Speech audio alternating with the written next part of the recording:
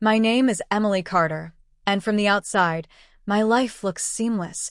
Silk blouses, corner office with floor-to-ceiling windows, the city sprawling beneath me like a map I finally conquered.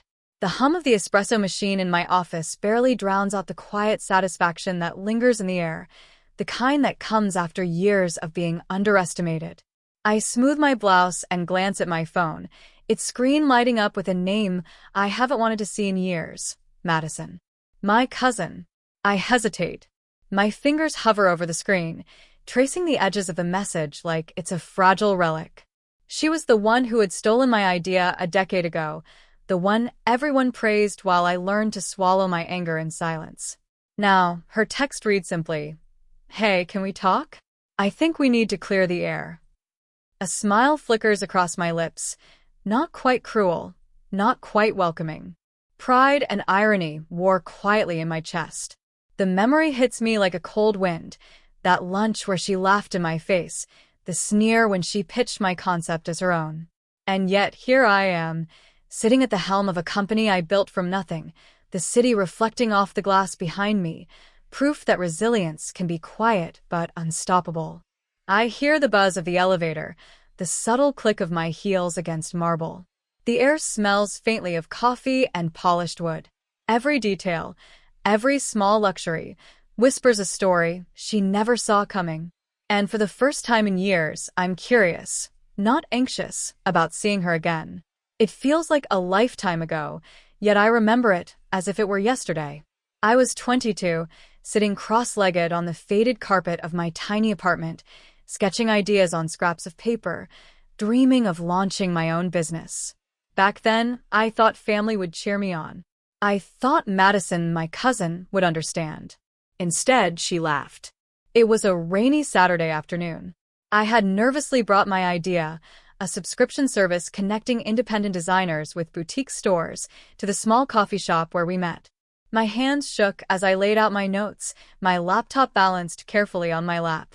I had envisioned a future where we could support each other, where family meant collaboration, not competition. Madison's eyes sparkled with excitement, and then she smirked. "Emily, this is cute," she said, tilting her head. "But I think I can do it better. Maybe I'll take it from here." The words hit me like a punch. My throat constricted, my chest ached, and my carefully rehearsed speech evaporated. I wanted to scream, to cry, to beg her to stop, but I didn't. Instead, I stuffed my anger into a tight little box and told her with a trembling voice, "Go ahead. See what you can do." Walking home in the rain, I felt the sting of betrayal. I thought about all the nights I had stayed up, the sketches, the research, the late calls to mentors who believed in me. How could she just take it? Yet, somewhere in that ache, a small spark lit. I remembered the words my grandmother had once whispered to me as she pressed an old silver locket into my hand. "They can take what's in your hand, Emily, but they can never touch what's in your heart. Build from that, and no one can steal your fire." That night, soaked to the bone, I sat at my tiny kitchen table and began writing my own blueprint. Not for her, not for anyone else, but for me. I would not rely on luck, nor on anyone's permission. I would learn, fail, rise, and rise again. I didn't yet know how, but the determination in my veins felt like a quiet promise. One day, she would see that the idea didn't belong to her at all. I taped a sticky note above my laptop. "Your turn. Make it yours." It was both a dare and a vow. And in that small, silent rebellion, I took my first step toward independence. The first few years were brutal, a relentless grind that left me exhausted and questioning every choice. I worked nights, mornings, weekends, often all three at once, learning the intricacies of business that no college course had prepared me for. I devoured books, attended seminars, and scoured the internet for mentors who could guide me. And slowly, painfully, I started to build something tangible.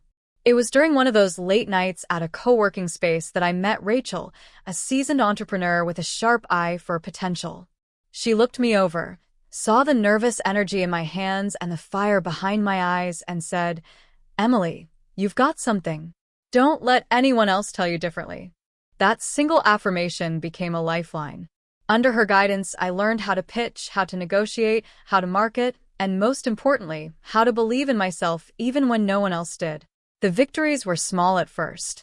A freelance client willing to pay what I asked, a boutique store taking a chance on one of my curated collections, an unexpected feature in a niche magazine. Each one was a lifeline, proof that my work had value, proof that I was moving closer to independence. But I kept it quiet.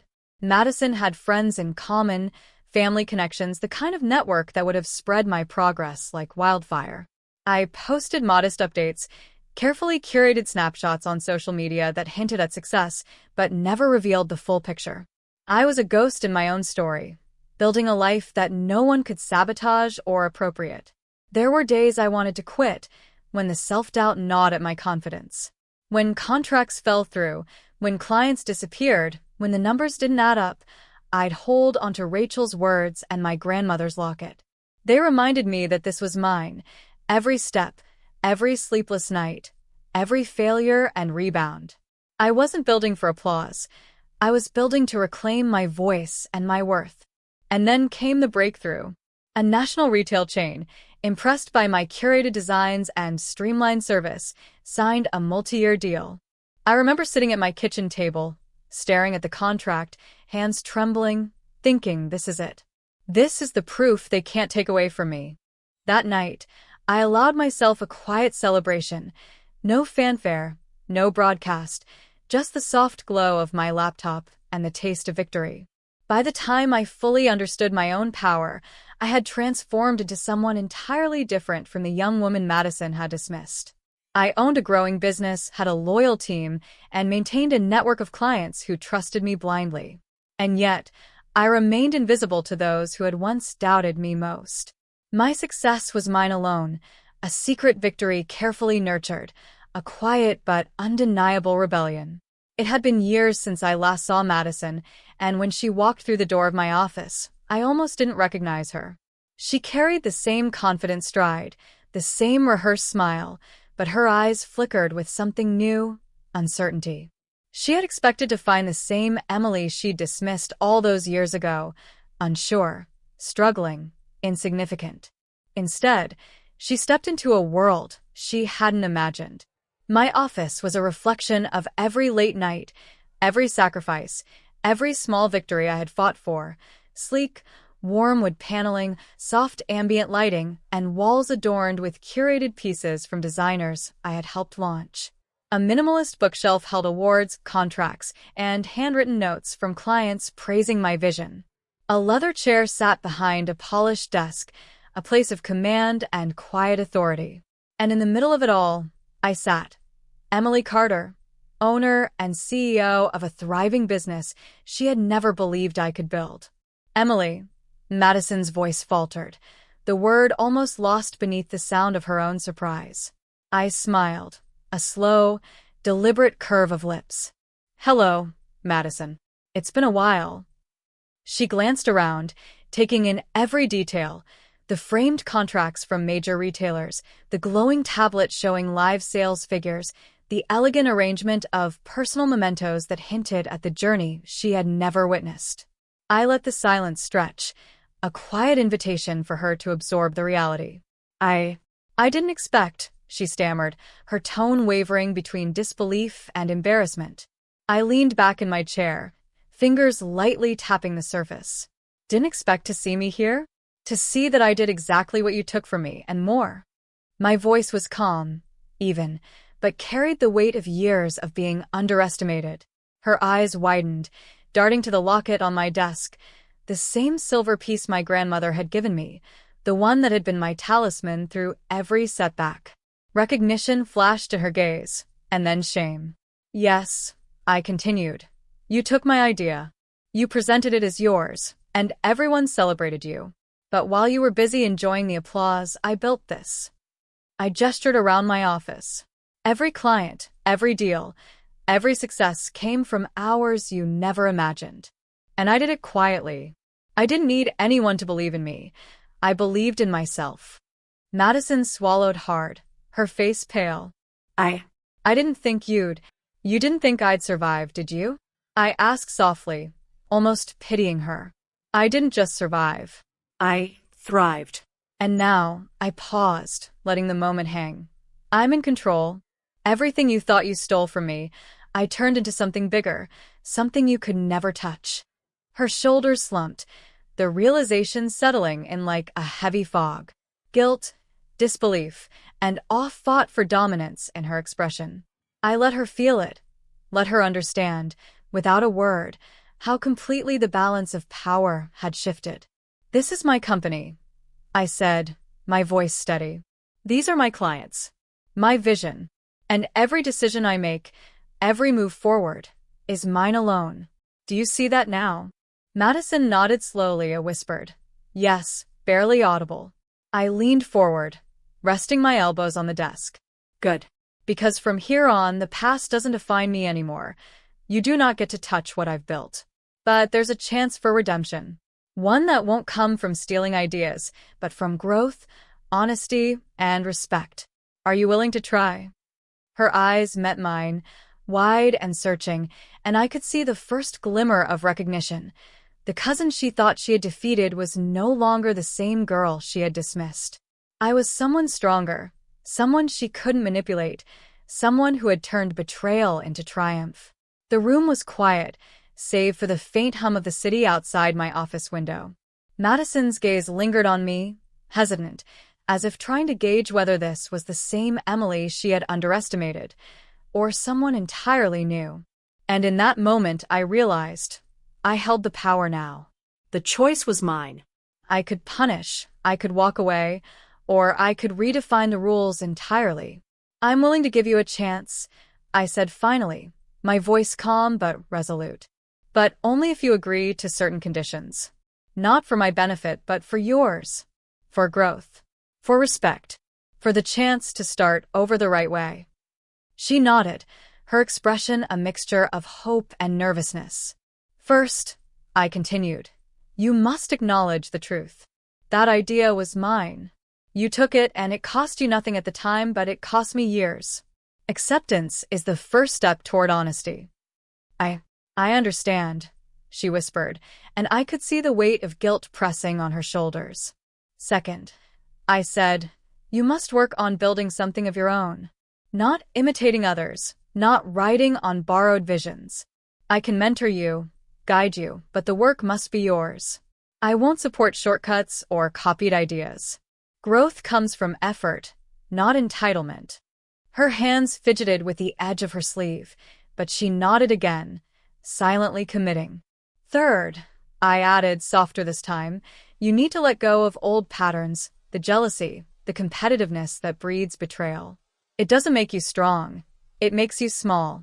If you want respect, you must start with respect for yourself and for others." She swallowed, a lump forming in her throat. I want to try," she said. I leaned back in my chair, watching her closely.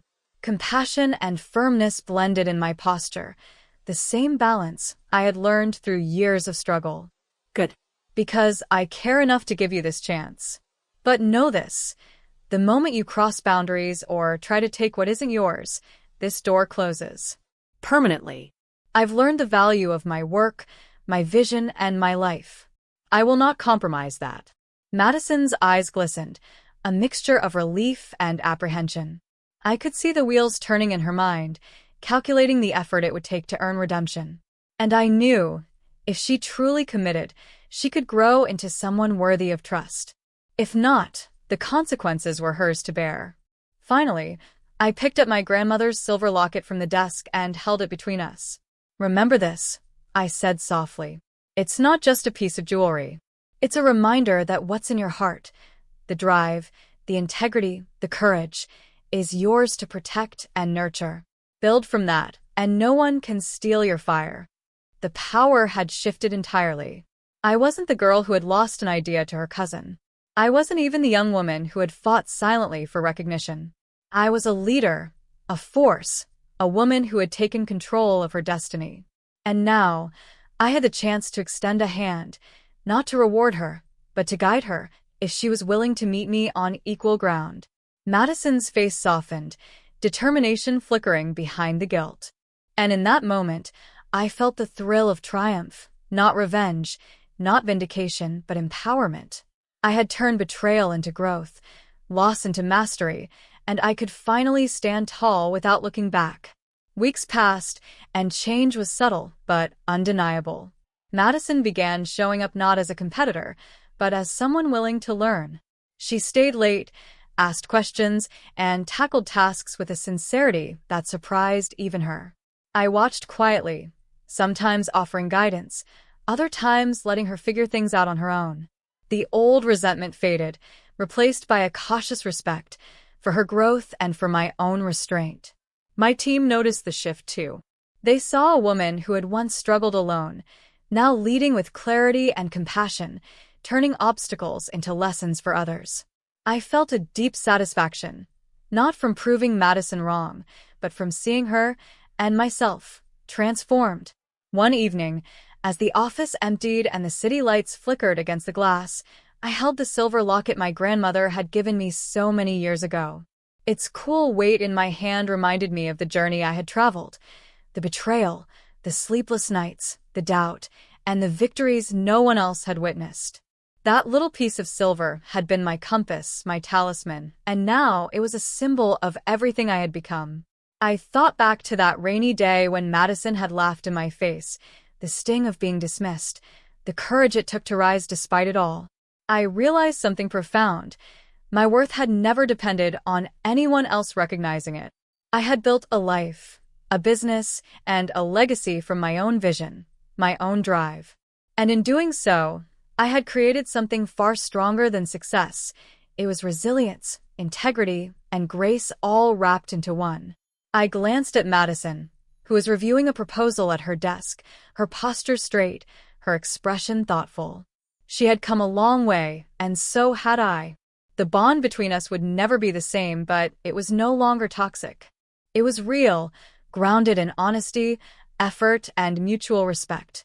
I leaned back in my chair, letting out a quiet breath, and whispered to myself, I am enough. I always was, and now they finally see it too.